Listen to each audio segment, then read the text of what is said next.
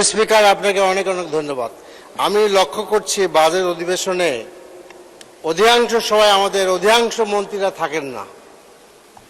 এটা তো আমরা আসলে এত নোট করে নিয়ে আসি, আমাদের সরকারি দল বিরোধী দল সকলে বক্তব্য দেন। এইখানে দেখেন স্বাস্থ্যমন্ত্রী, তারপরে আমাদের স্বরাষ্ট্রমন্ত্রী, অনেক মন্ত্রী নাই, মন্ত্রীদের চেয়ার সব খালি। এ ব্যাপারে আপনার সহযোগিতা চাচ্ছি মাননীয় স্পিকার। ধন্যবাদ। ধন্যবাদ।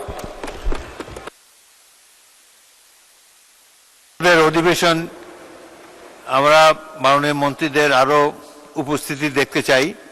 শুকর করেন যে অর্থমন্ত্রী অন্তত আছেন এখানে, কিন্তু অন্যান্য মন্ত্রীদেরকেও অনুরোধ জানাবেন সংসদ সদস্যদের পক্ষ থেকে।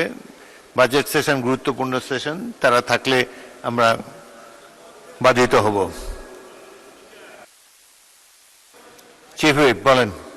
মাননীয় স্পিকার, বাস্তবতাটা হলো এই যে অনেকে রাষ্ট্রীয় কাজে বা বিভিন্ন কাজে ব্যস্ত থাকে, এটা ঠিকই। তবে সংসদে তাদের আসা উচিত, আসলে ভালো হয়।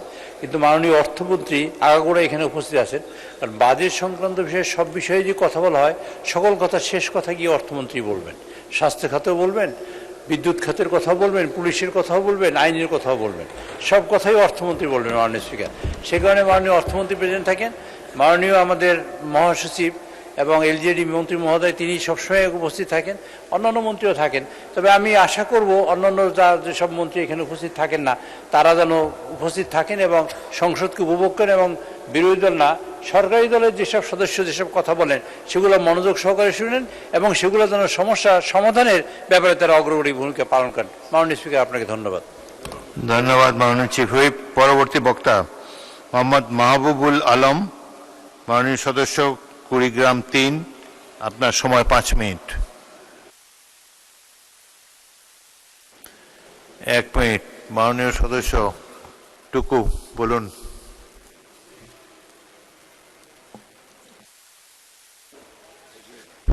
ধন্যবাদ মাননীয় স্পিকার।